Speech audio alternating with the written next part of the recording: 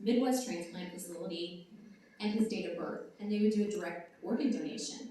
Do you know, even after you're gone, your loved ones can give your organ to somebody that you know, as long as they have listed that they'll be an organ donor. Actually, they don't even have to have listed on there if your family decides to do that. Well, the reason she was asking is because one of her really close friends, her son had been in a car accident. But she didn't want to feel like an organ snatcher, and so she was asking me the question as to how to figure out how to broach the subject. So I said, let me do this. Let me make a Facebook post that says, yes, we are finally listed. It's just the first step. However, if you're ever in the situation where you need to make a decision about your loved one's organs, if you wouldn't mind considering us, we would greatly appreciate it. And I put a picture of him, and I put his information. That post got shared over 50 times. Less than 144 hours. 6 days. We were getting ready to go to church, and we got a phone call that said, there's an organ that's been donated in Kevin's name. Do you want it? Heck yeah, we do! So we headed up to KU. Turns out that not one organ had been donated in my husband's name based off of my Facebook post. Not 2 organs, not 3. 4 kidneys had been donated in my husband's name based off of one post. One post. That's the power of social media. That's the power of knowing a plan and sticking with it. The other thing that I will say too is that day in Sedgwick County Park, I was mad. I was mad at God. I was mad because he didn't understand. He didn't understand how important my husband actually was to me. And I was like, why do you want to do this, God? Come on, seriously, I've done all of your work. He and I had words for about 24 hours while I was mad at it still making my other lists. Clearly, 144 hours later, God had a plan and I just didn't know it. So again, whatever you're going through, you can make it. Amen.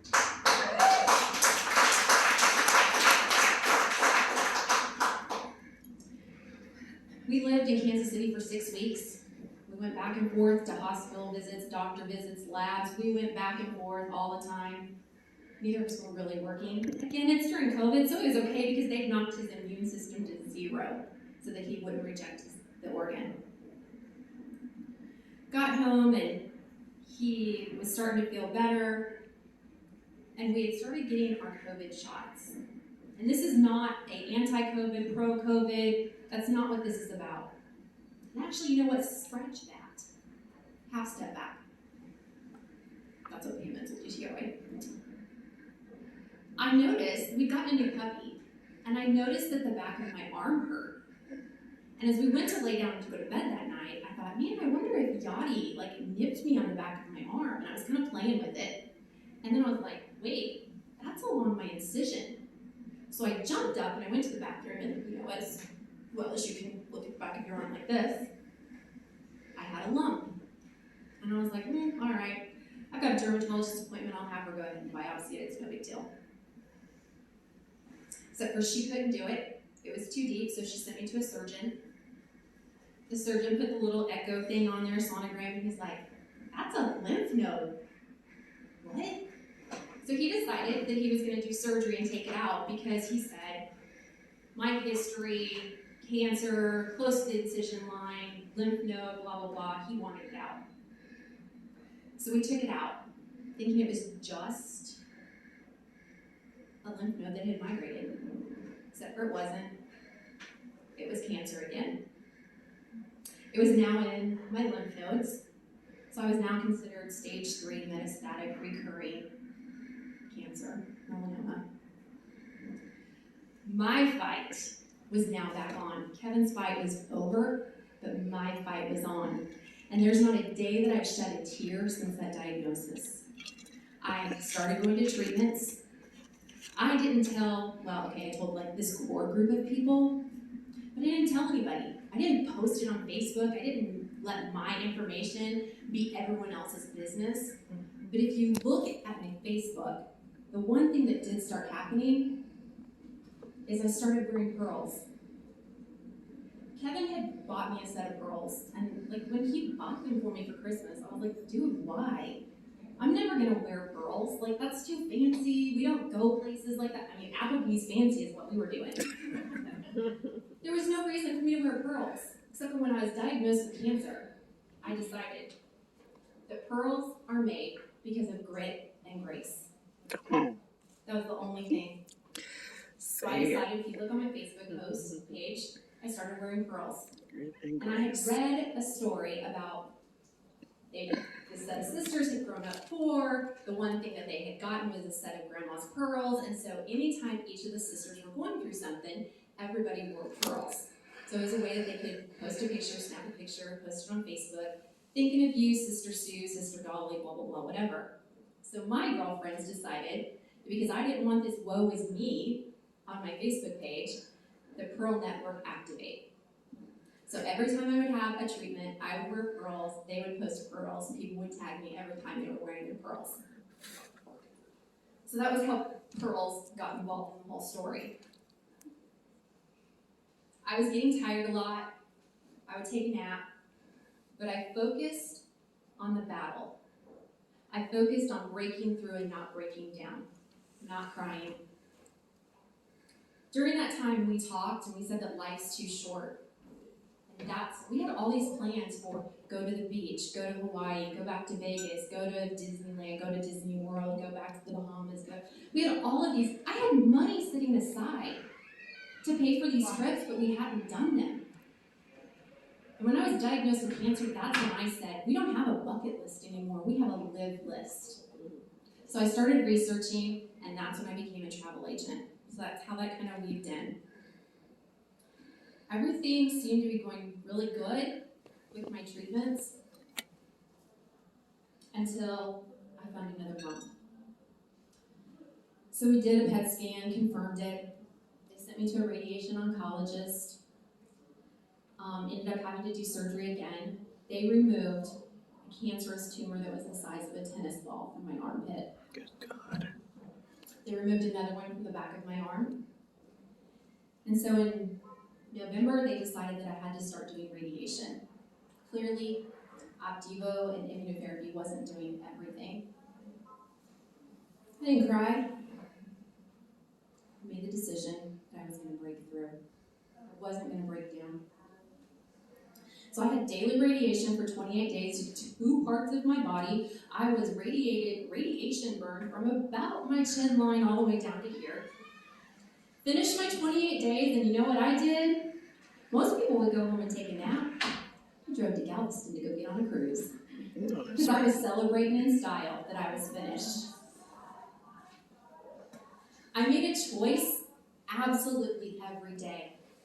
My businesses didn't give up. I didn't give up. My husband didn't give up. My family didn't give up. It is not about squeaking by in life. You don't have to be in the corner of Grumble Alley and by Sorry Corner. It's how you decide to thrive during those difficult times. You don't just simply endure, you choose to enhance. I enhanced my story with what I was going through. You decide to increase your influence and to make an impact. When I started doing radiation, I finally came clean about the cancer diagnosis. And I started posting on my Facebook, and it was melanoma warrior, cancer survivor, get your skin checks. I've had 3 friends get diagnosed with skin cancer because they said they went to a dermatologist because of what I said. I've had countless more go to the dermatologist because of me. You don't just wait to out the change for it to happen. You cannot be passive in life. You don't just accept things as they are, but how you want them to be. That's what you have to do.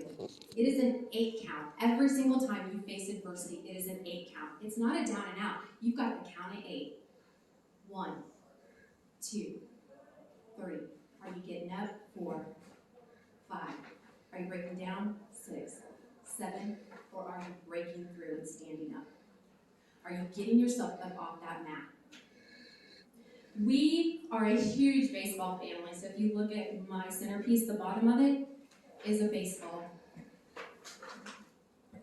Every day, whether it was me being sick or Kevin being sick, every single day, I felt like it was the bottom of the ninth. I was the third or 2 outs, and I had 2 strikes on me every single day. But I knew that I could dig in, and I could foul off every single ball that life sent me, or I could watch it and go sit on the couch. But what is sitting on the couch going to do for you? Not a thing. You decide. Are you going to break down, or are you going to break through? You don't just block, you go to battle. I fought. Your decisions determine your outcome. It's how you respond if you're going to have victory or if you're going to have defeat. You can sit back, or you can encourage yourself to move forward. I chose to move forward. You can make it through absolutely any disaster. It's brutal right now. Girl, I can tell you it is brutal. But you can do it. You can make the choice. You'll either break down or you'll break through. One of the things that I heard at one point was, bad things happen to everybody. It's how you define them. It's that word after. So I look back at some of the decisions that I made. My mother-in-law died, but she loved, she lived, she gave me her son. My nephew died, but my daughter had a best friend. My sister had an amazing young man. I had cancer, but I was young, I was healthy, I was good to go. I was going to fight. It doesn't matter what you fight in life. It could be your car broke down, you got a noisy neighbor, your boss is a jerk. I mean, who this past week had a perfect week? Not any of us. But at the same time, let me ask that question a different way. Who faced adversity this week? Every single one of us. Every single one of you made a decision to show up today. There were probably other things that you could have done in your life for 9 hours of the day, right? But you made a decision to come. You put yourself forward. You decided that you were worth it, that you were important, that your business was worth it, your networking was important. You broke through. Those of us who have social anxiety, walking through that door, walking up those steps, who wanted to turn around and say, nope, going back to my car? Okay? You face adversity. It's how you deal with it. One of the things, though, that when we were like really in the thick of it, I would search and I would Google, and I mean, I can't tell you how many times I had people ask if I was in the medical field, and I'm like, nope, not me, but my sister is. There's this video. I'm going to have you guys all turn around to the back, and Vicky's going to play this for you. This video is something that I watched, I saw one night, and it stuck with me. So it's about 44 seconds, 47. I'll let you guys watch it, and then we'll break it down.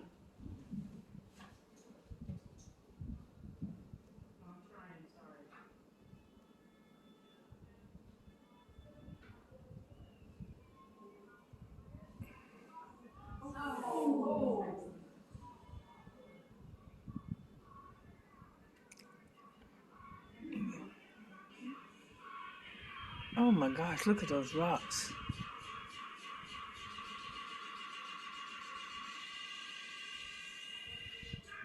Oh! He done jumped. This is called the epic wall ride. Oh my gosh. He has definitely done this before. Took a different path, exactly. We might think that we know what our path is. We might think we know what our destination is. But there's always going to be something different. I think the reason that this video spoke to me so much and stuck with me is that every single morning, we're that BMX rider. We get up, and if you think about BMX dirt riding, you start up here in the blocks. Because as you go down these hills and you take these corners, you've got to have some momentum behind you. So every single morning we wake up and we are riding life grand because we woke up without hitting snooze 28 times. Right? And you go down the path of life. And in the middle of the day, you've got the option. You can wipe out. You go, all right, going back, I'm lost. Because you typically don't win the day when you fall in a BMX race like that. But this guy got back up, went on his ride, took the wall ride, and took first because he broke through. He didn't break down.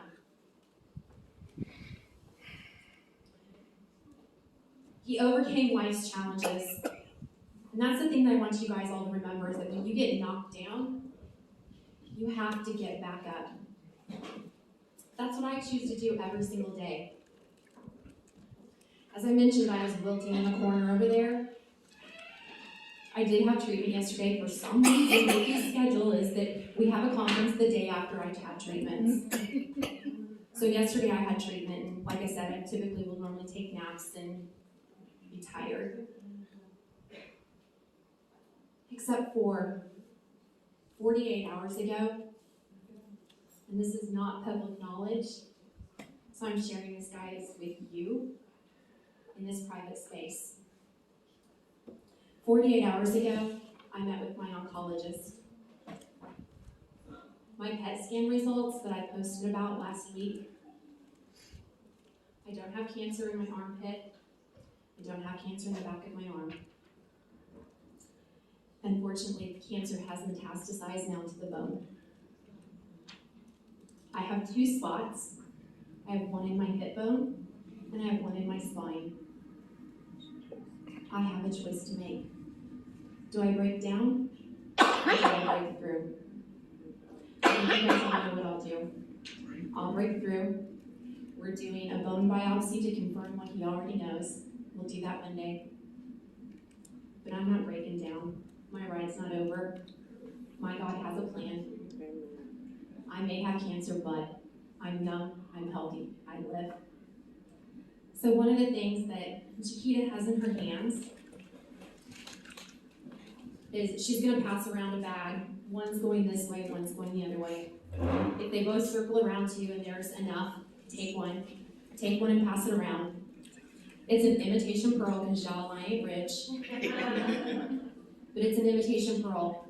But there is a spot that you can string it through something. You can put it in your wallet. You can put it in your bag. Put it in your, I don't care where you put it. But let this be a reminder that through grit and grace, every single one of us has the potential to do amazing things. Wear your pearls, share them on Facebook. Tell me, because you guys, I'm not a statistic. I Googled the statistics and I put it down. I'm not a statistic. I will break through. I hope you guys all have a good day. Amen. Amen.